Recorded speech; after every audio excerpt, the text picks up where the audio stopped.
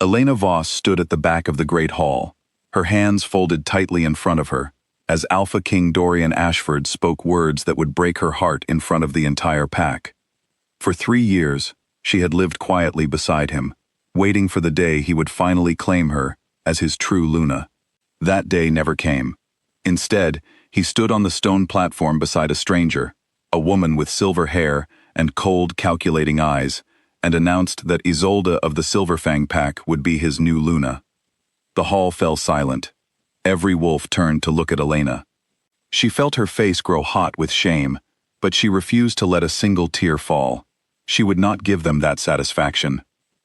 "Elena," Dorian said, not even looking at her, "you understand this is for the good of the pack.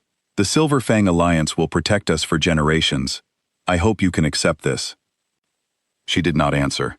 She simply turned, walked out of the hall, and never looked back. That night, Elena packed a single bag with what little she owned. She did not wait for morning. She walked into the darkness of the Whisperwood Forest, a place most pack wolves avoided out of fear and old stories. She did not care what dangers waited there. Anything was better than staying in Crimson Hollow, watching another woman wear the title that should have been hers. She walked for 2 days without rest, surviving on berries and the little bread she had brought. On the 3rd day, exhausted and weak, she collapsed near a small stream. When she woke, she was inside a wooden cabin, wrapped in warm blankets, with the smell of herbs filling the air. An old woman sat beside her, watching with sharp, kind eyes. "You are stronger than you look," the woman said. "Most who wander this deep into the Whisperwood do not survive the first night." "Where am I?" Elena asked, her voice hoarse. "Somewhere safe," the woman replied. "My name is Mireille. This is my pack, though we are not like the ones you left behind. We do not follow kings. We follow the old ways." Elena spent the following weeks recovering under Mireille's care. She learned that Mireille led a small group of rogue wolves who had left the structured packs generations ago, choosing instead to live by ancient traditions, almost forgotten by the modern world. They respected the moon, the land, and the bonds between wolves in ways that Crimson Hollow had abandoned in its pursuit of power and politics. At first, Elena kept to herself, still nursing the wound Dorian had left in her heart. But Mireille was patient, and slowly, Elena began to open up. She helped with daily tasks, cooked meals, and even began to learn some of the old magic Mireille practiced, magic tied to moon cycles, and the deep bonds between true mates. "Do you believe in true bonds?" Elena asked one evening as they sat by the fire.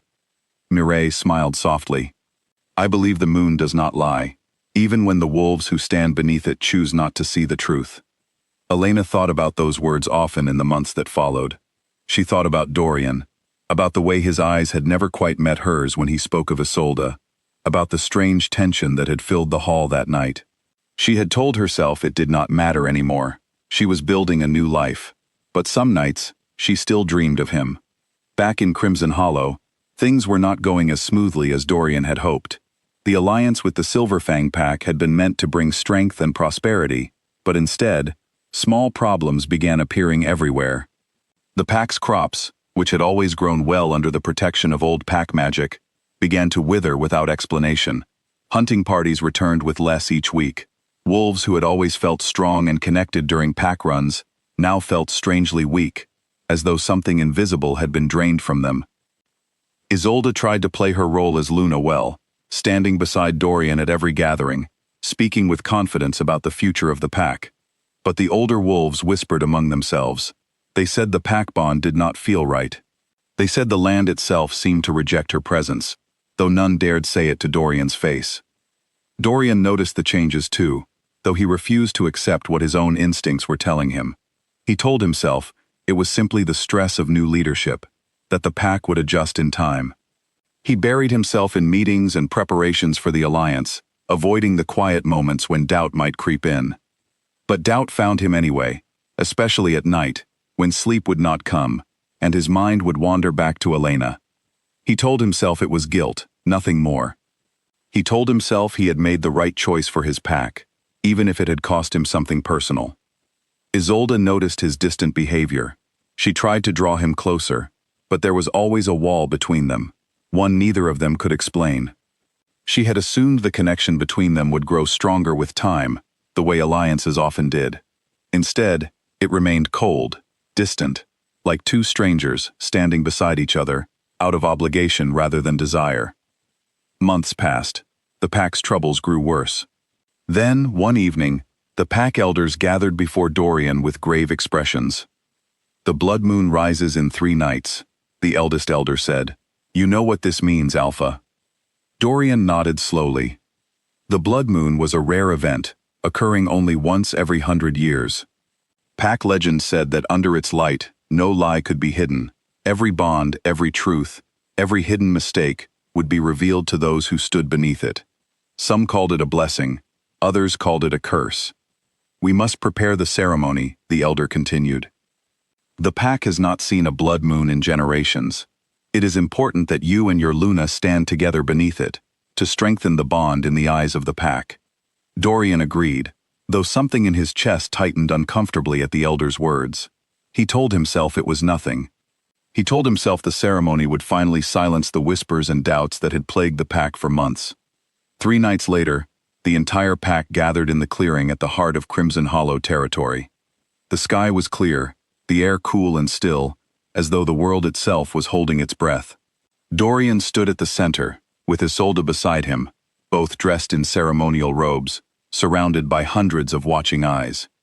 As the moon rose higher, it began to glow with a deep red light, painting the clearing in shades of crimson. The pack fell silent, watching, waiting. Then the change began. Dorian felt it first as a pull deep in his chest, an ache he could not explain. His wolf stirred violently, fighting against his control, demanding to be released. He tried to resist, but the pull grew stronger, and before he could stop it, his body shifted against his will, bones cracking and reforming as fur spread across his skin. Around him, gasps rose from the crowd. This was not part of the ceremony. Alphas did not lose control like this, especially not the king. As his wolf took over, visions flooded his mind, faster and more vivid than anything he had ever experienced. He saw Elena, standing in a forest clearing, moonlight glowing around her, in a way that felt achingly familiar. He saw a golden light connecting them, a bond he had never truly acknowledged, one that had existed since the very first day they met. He saw, too, the truth behind Isolde's arrival. Memories that were not his own flashed through his mind, glimpses of conversations between Isolde's father and pack spies, careful manipulation designed to convince Dorian that the alliance was necessary, that Elena was somehow insufficient, that only a Silverfang bride could secure his pack's future. He saw how his own judgment had been clouded, not entirely by his own will, but by subtle influence woven into every conversation, every meeting, every whispered suggestion planted by those who wanted the Silverfang alliance for their own gain. The vision ended as suddenly as it began, leaving Dorian on his hands and knees in human form once more, gasping for breath. The clearing was silent except for his ragged breathing. Isolde stood frozen, her face pale, unable to meet anyone's eyes. "It was never you," Dorian whispered, looking up at her. "The bond, it was never meant to be you." Isolde's composure cracked. She said nothing, but the guilt on her face told the pack everything they needed to know. Dorian did not wait. He rose to his feet, his mind racing with only one thought. He had to find Elena. He had to make this right, if it was not already too late. He shifted again, this time by choice, and ran. Miles away, in the heart of the Whisperwood, Elena stood in a small clearing with Mireille's pack, watching the same blood moon rise above the trees. She had not expected to feel anything unusual. She had told herself, over and over, that she had moved past Dorian, that she had built a new life here, among wolves, who valued her for who she truly was. But as the moon climbed higher, painting the clearing in red light, she felt a pull deep inside her chest, the same ache she had felt the night Dorian rejected her, except now it felt different, stronger, undeniable. "Elena," Mireille said softly, watching her closely, "do you feel it?" Elena nodded, unable to speak. Golden light seemed to shimmer faintly around her skin, visible even to the other wolves nearby, who exchanged surprised glances. "The bond," Mireille whispered. "It is still alive. Before Elena could respond, the sound of pounding footsteps echoed through the trees. Wolves around her tensed, ready to defend their territory. But Mireille raised a hand, stopping them. "Wait," she said. "I believe this concerns Elena more than any of us."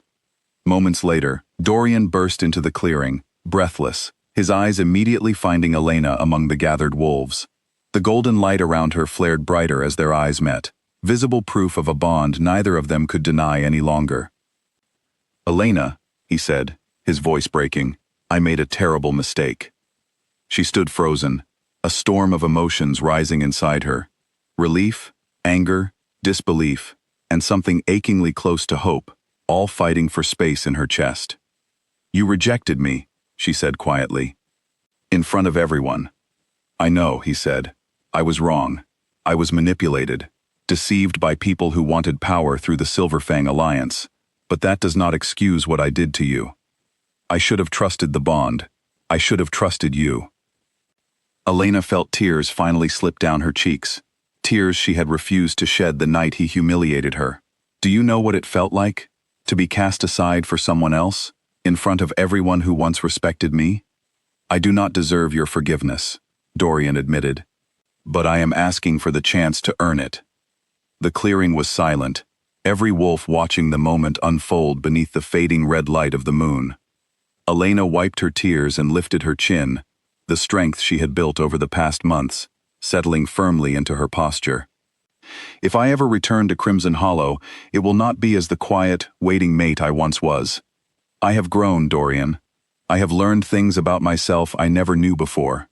If you truly want this bond, you will have to prove it, not with words, but with actions." "Tell me what you need," he said immediately. "You will go back to your pack," she said. "You will tell them the full truth, about the manipulation, about your mistake, about everything. You will release Isolde from any false expectation, and you will restructure your council so that no single voice, not even yours, holds unchecked power again. And you will wait, patiently, without demands, until I am ready to return, if I choose to return at all." Dorian nodded without hesitation. "I will do all of it." True to his word, Dorian returned to Crimson Hollow and stood before his full pack council. He admitted his mistake publicly, exposing the manipulation behind the Silverfang Alliance and formally ending the arrangement with Isolde, who left the pack quietly, her father's scheme having cost her the respect of everyone who once believed in her. Dorian restructured the council, giving elders and trusted wolves real voices in decisions that had once rested solely in his hands. He worked to repair the damage done to the pack's strength, and slowly, the crops began to grow again, the hunts grew stronger, and the whispers of doubt faded into quiet relief. Weeks turned into months. Dorian never pushed Elena to return, but he sent word through trusted messengers, updates on the changes he had made, proof that he intended to keep every promise. Elena continued her life in the Whisperwood, growing stronger in her own right, but she found herself thinking of Crimson Hollow, less with bitterness and more with quiet curiosity. One evening, nearly a year after the blood moon, Elena finally returned to Crimson Hollow, not as a rejected mate seeking forgiveness, but as a woman who had built her own strength and was choosing, on her own terms, to give the bond a real chance. Dorian met her at the edge of the territory, his relief and joy evident, though he did not rush toward her. He waited, respecting the boundaries she had set, until she closed the distance herself. "I am not the same woman who left," she said. "I know," he replied, "and I am grateful for that. I do not want the wolf who once waited quietly in the shadows. I want the woman standing in front of me now."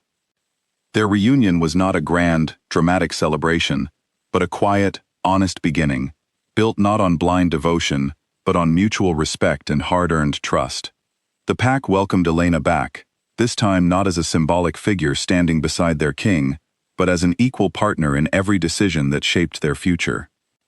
The blood moon had revealed Dorian's mistake, but it was Elena's strength, patience, and unwillingness to settle for anything less than genuine respect that truly rebuilt what had been broken. Together, they led Crimson Hollow into a new era, one where power was shared, mistakes were acknowledged, and true bonds were never taken for granted again.